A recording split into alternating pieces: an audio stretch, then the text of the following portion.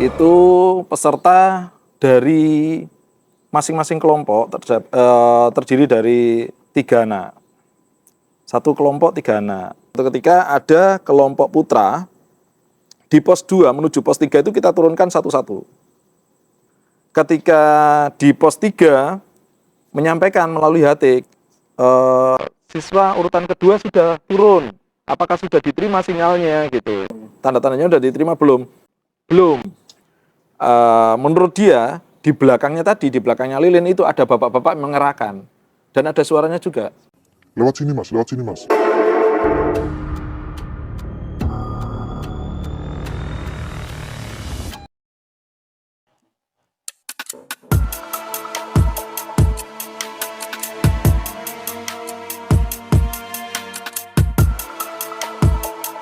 Assalamualaikum warahmatullahi wabarakatuh. Waalaikumsalam. Kali ini kita kembali lagi pada segmen 5PM Tirai Misteri. Berjumpa lagi dengan tamu kita yang kemarin sudah datang, Mas Tuwe. Apa kabar Mas? Alhamdulillah, baik. Gimana, sehat-sehat ya? Sehat mas. Jadi segmen kita kali ini kan temanya itu bercerita tentang kejadian-kejadian misteri horor lah yang pernah dialami. Kira-kira apa nih Mas Tuwe yang mau diceritakan? Jadi beberapa tahun yang lalu, kebetulan saya di bidang pendidikan. Itu kejadiannya di tahun 2013.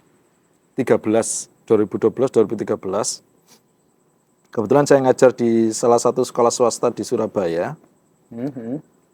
Jenjangnya ini di level SMP. Oh, SMP. SMP. Di mana di situ untuk siswa kelas 7, 8, dan 9 masing-masing ada semacam kayak uji mental. Kayak orientasi. Orientasi, betul. Kalau kelas 7 itu namanya LDKS. Kalau kelas 8 itu live camp apa gitu namanya, LEC, Live Education Camp kalau nggak salah namanya itu. Yang jelas di luar sekolah. Okay. Betul. Nah, ini kejadiannya, kegiatannya berada di daerah kaki Pacet.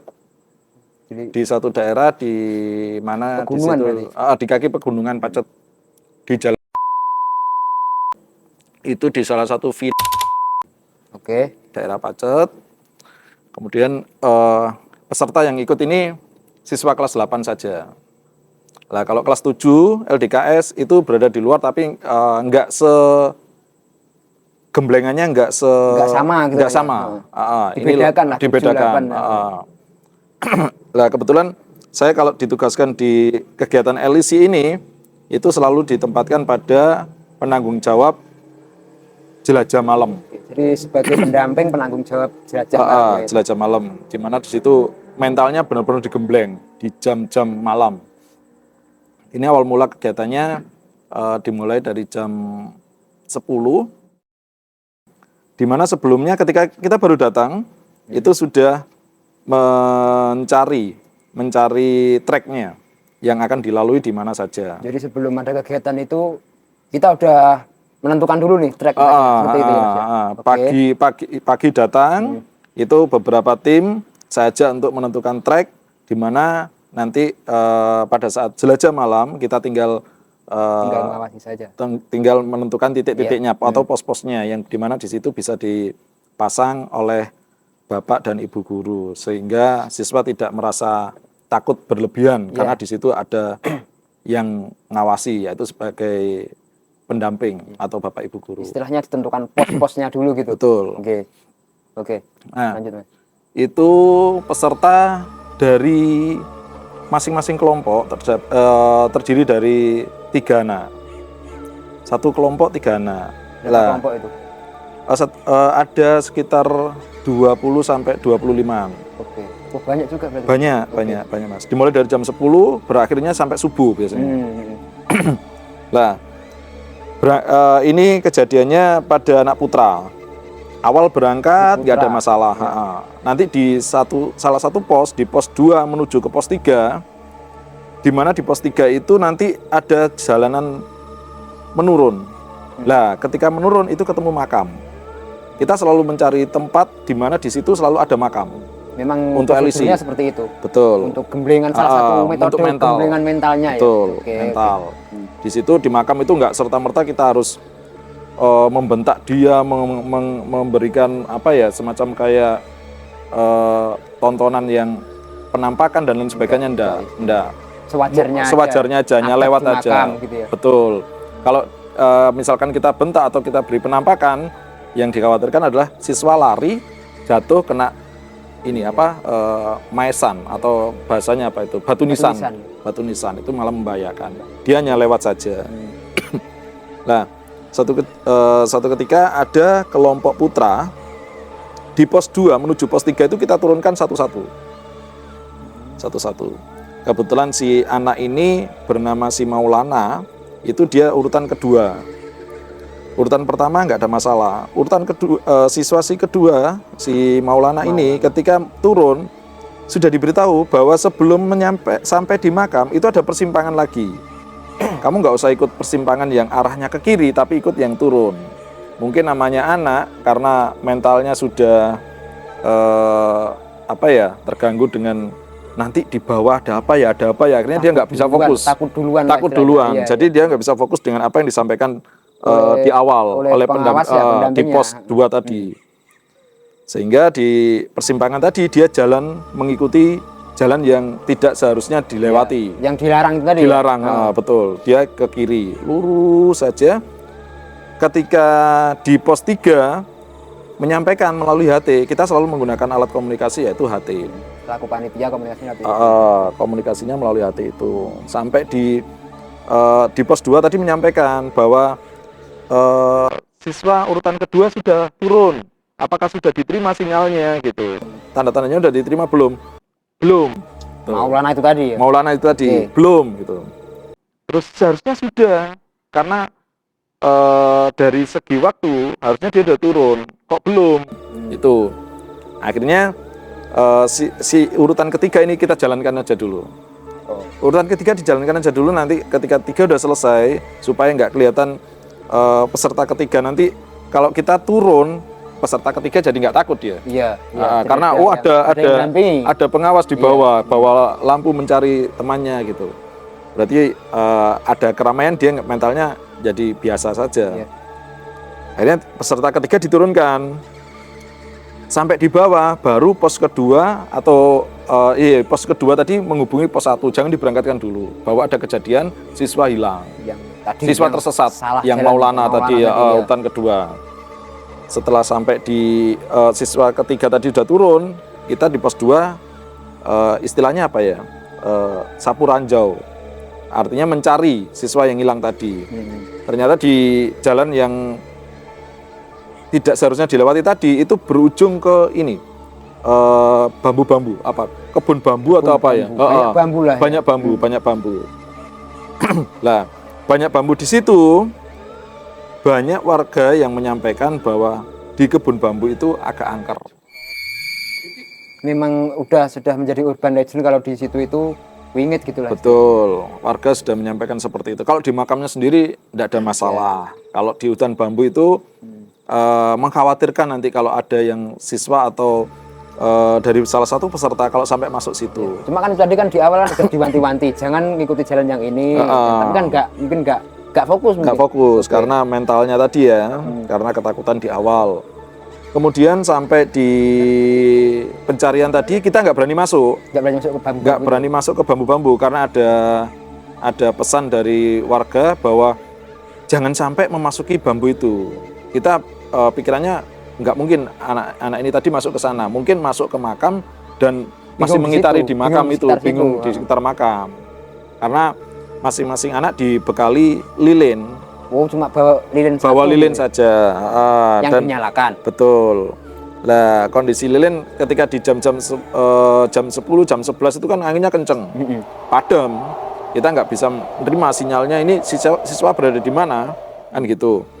Akhirnya dari pos 2 itu kita bekali peluit. Jadi kalau di awal sebelum pemberangkatan jelajah malam itu kita briefing anak-anak, kita sampaikan kalau sampai nanti dengar peluit 1 kali, tit, tit, tit, itu berarti ada yang tersesat. Patah-patah gitu. Ada Satu, kodenya lah ada istilahnya. kodenya. Tit, tit, tit, itu berarti ada yang tersesat. Iya. Tolong yang tersesat, yang merasa tersesat, itu kalau nggak ketemu dengan kelompoknya, dia masih merasa sendirian, itu segera teriak. Oh, teriak. Teriak.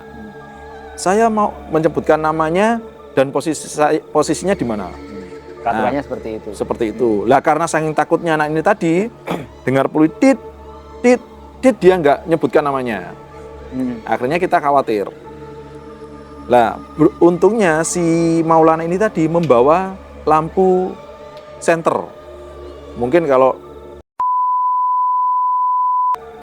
si anak tadi tanggap ya dengan kondisi tersesatnya tadi, mungkin dia bisa mengarahkan lampunya ke arah atas. Itu kita bisa nangkap sinyalnya bahwa dia tersesat di hutan di kebun bambu tadi. Lama kita bunyikan peluit terus kita panggil, itu juga nggak kedengaran dia. Dia nggak dengar, benar-benar nggak dengar padahal jaraknya dekat. Ya mungkin sekitar 50 meteran lah. Nah kalau di posisi di tanah lapang gitu kan harusnya dengar ya. Suara-suara kenceng manggil namanya si Maulana itu harusnya dia dengar. Dia nggak dengar. Akhirnya saya memberanikan diri karena jelajah malam itu penanggung jawabnya saya. Nah, saya memberanikan diri dengan satu teman saya untuk masuk ke kebun bambu itu. Teman saya menyampaikan, lebih baik nggak usah masuk, kita lihat dari atas bukit. Barangkali kelihatan dari atas bukit, dia masih menggunakan ini pencahayaannya, mungkin lilin atau si lampu senter itu tadi. Dengan berbekal lampu senter, saya arahkan ke kebun bambu. Saya goyang-goyangkan seperti ini, akhirnya dia menerima sinyalnya, senter dinyalakan, diarahkan ke atas. Akhirnya saya teriaki, baru dia dengar. Teriakan yang pertama tadi nggak dengar. Itu sudah fix berada di kebun bambu, di tengah-tengah berada di kebun bambu. Oke. Nah, ketika saya datangi ke kebun bambu itu, dia bingung. Katanya ketika di persimpangan itu ada bapak-bapak yang mengarahkan ke sana, ngajak jalan ke arah kebun bambu itu. Perasaannya seperti itu. Di depannya, logikanya kalau kita menggunakan lilin di cahaya gelap, itu kan kita nggak bisa lihat depan kita kan? Iya, remang-remang. Jadi nggak jelas kan, karena cahaya lilin yang terlalu terang di depan kita, di belakangnya nggak kelihatan. Menurut dia, di belakangnya lilin itu ada bapak-bapak mengerahkan, dan ada suaranya juga. Lewat sini mas. Sudah diarahkan. Bapak-bapak diarahkan ke kebun bambu itu. Sampai di kebun bambu, bapaknya nggak ada. Ditinggal begitu aja. Ditinggal begitu saja. Terus dia, saya tanya, ketika ketemu itu saya tanya bahwa kamu tadi kok bisa ke arah sini? Diantar sama bapak-bapak, disuruh lewat sini karena lewat yang ke bawah tadi sedang diperbaiki jalannya. Gitu. Karena saking takutnya tadi kan. Akhirnya dia ikuti bapak itu tadi. Sampai di kebun bambu, saya bilang, saya tadi di awal teriaknya, kamu nggak dengar. Saya baru tahu, kebetulan sekolahnya Islam kan, manggilnya Ustadz. Saya baru tahu Ustadz tadi pakai lampu senter dari atas tadi, baru saya tahu. Kalau Ustadz nggak pakai lampu senter, saya nggak tahu.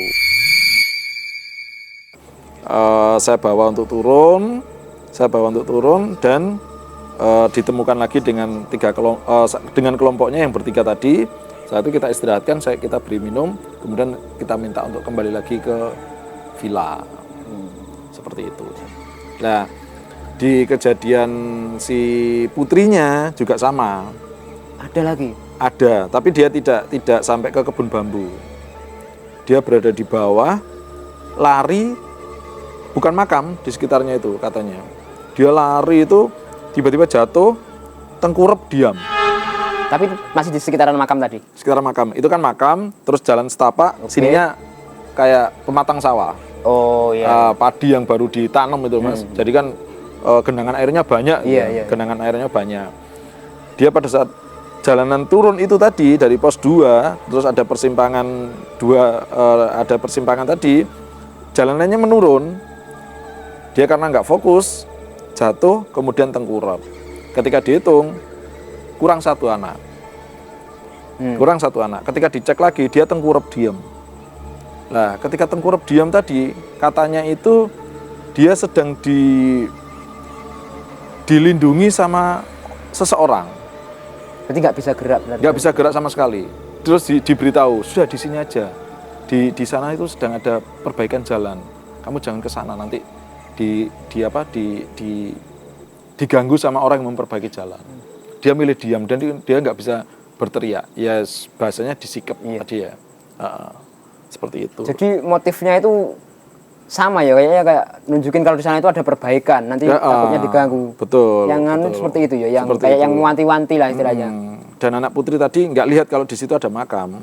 Kayaknya tanah lapang gitu aja. Padahal gitu aja ya. Padahal di situ ketika turunan itu sudah kelihatan batu nisan itu udah kelihatan sebenarnya. Karena di situ dikasih lilin seperti kayak pagar gitu bentuknya. Dia nggak lihat ada cahaya di situ. Jadi kejadiannya seperti itu. Setelah 2 kejadian itu kita stop, kita alihkan di sekitar villa aja. Jadi nggak berlangsung di track yang seharusnya berarti. Betul, karena aja, gitu. ada 2 kejadian yang luar biasa tadi. Waktunya bersamaan. Kalau kita lanjutkan nanti malah beresiko. Ya udah kalau gitu kita alihkan ke sekitar villa dengan mata tertutup. Seperti itu. Jadi nggak jalan lagi, enggak. Jalan lagi enggak. Itu yang tahun-tahun 2012, 2013. Tahun di 2014 kesana lagi itu 1 kali kejadian. Berarti setelahnya ya. Setelahnya. 2 tahun setelahnya. Itu satu pemberangkatan, 1 kali pemberangkatan terdiri dari 2 anak, bukan 3, 2. Jadi satu grup itu istilahnya 2 anak. 2 anak. Karena waktu kita hanya lewat aja, nggak ada kayak mungkin di masing-masing pos biasanya kan dikasih sandi atau apa menyebutkan apa gitu ya. Itu enggak apa gitu. Untuk mempersingkat waktu hanya lewat saja dia. Wong dia jalan di gelap aja udah takut kan gitu. Terus ada pas giliran anak putri itu salah satu ini nggak mau jalan. Katanya di depan itu ada kodok besar sekali. Satu siswi itu ya. Satu siswi itu. Satunya bingung. Kenapa kok nggak mau jalan? Di depan ada kodok besar, aku nggak berani jalan, nggak ada. Nah, kejadian seperti itu yang pernah dialami oleh sekolah tempat saya ngajar dulu, yaitu di daerah kaki Gunungan Pacet. Seperti itu ceritanya, Mas. Jadi untuk cerita dari Mas Tua ini tadi tentang orientasi siswa-siswi SMP ya. SMP kelas 8. Kelas 8. Memang kalau seperti itu biasanya kalau untuk awalnya itu ada izinnya nggak Mas? Nyuwun sewu atau gimana gitu? Ada. Ke warga sekitar. Ya bisa dikatakan juru kuncinya. Ya itu tadi diwanti-wanti. Termasuk yang mewanti-wanti tadi ya. Betul. Jangan sampai ke hutan bambu. Kalau mau jelajah malam boleh, tapi jangan sampai mengarah ke kebun bambu tadi. Karena itu yang menurut warga itu yang disakralkan mungkin seperti itu. Daerah situ yang disakralkan. Betul, yang disakralkan. Jadi nggak boleh ke arah situ, gitu Mas. Untuk sampai saat ini masih berlangsung orientasi seperti itu? Masih. Beberapa waktu lalu, kebetulan saya sudah nggak ngajar di sana Mas. Okay. Beberapa waktu lalu itu ada di Cuban Rondo. Di Cuban Rondo itu ketika jelajah malam, mungkin dulu pernah ada kejadian ini ya, anak meninggal atau apa ya, wisatawan di sana meninggal. Kemudian pada saat jelajah malam, itu info dari teman-teman, itu mendengar suara tangisan. Tambah serem nih. Iya, di Cuban Rondo. Suara tangisan. Mendengar suara tangisan. Cuman kita juga nggak bisa ini juga bahwa itu berasal dari hantu atau makhluk gaib atau gimana ya, karena pernah mengetahui sendiri bahwa suara seperti ketawa kuntilanak itu bukan berasal dari kuntilanaknya sendiri. Ketika kita berada di hutan, di alam bebas, itu berasal dari jenis hewan. Ada hewan gitu ya. sejenis Yang kayak menyerupai musang orang atau menangis, sedang ketawa. musang atau apa ya namanya, luwak. Luwak itu ketika dia ngoceh, bahasanya ngoceh ya, itu hampir menyerupai ketawanya kuntilanak. Dan ketika dia ngerengek, hampir menyerupai orang menangis. Nah, seperti itu. Apa ya Mas? Jadi misal kalau di tempat-tempat seperti itu ya memang gimana ya, kita nggak bisa mengantisipasi juga kan apa kejadian yang di luar pengawasan lah istilahnya. Pengawasan kan juga terbatas, kan gelap juga ya. Betul. Kalau menurut yang paham, kalau seperti saya sendiri dan teman-teman, saya berikan pemahaman bahwa suaranya musang atau suaranya luwak itu ketika dia ngoceh di malam hari atau di pas manggil si betinanya atau bagaimana ketika di musim kawin atau bagaimana, itu dia mengeluarkan suara yang hampir menyerupai kuntilanak. Gitu ya. Mungkin bisa jadi ilmu itu. juga ini kalau mungkin nggak harus disikapi dengan seram kan. Betul. Kalau kita tahu ya seramnya itu jadi hilang gitu loh. Tapi bagi anak-anak kan nggak tahu kan gitu, nggak tahu, akhirnya takut duluan. Akhirnya mereka mungkin jadi masalah kan gitu. Ketika di jam-jam kegiatan malam mendengar hal seperti itu ya jadi takut mereka gitu. Takut akhirnya berujung menjadi apa ya, masalah. Masalahnya biasanya muncul nggak tenang, terus jadi sakit, panik itu tadi. Oke, Mas Tuwek, cukup apa ya lumayan mengedukasi juga, ceritanya juga kan tentang orientasi lah ya. Yang jelas ini kan akan terus berlanjut untuk kehidupan dunia pendidikan di sekarang kan. Penting juga kan untuk melatih mental anak-anak di usia-usia remaja. Ya. Terima kasih Mas Tuwek. Nggih. Mungkin bisa berjumpa lagi di pertemuan yang lainnya. Sampai jumpa kembali di segmen 5 PM Tirai Misteri.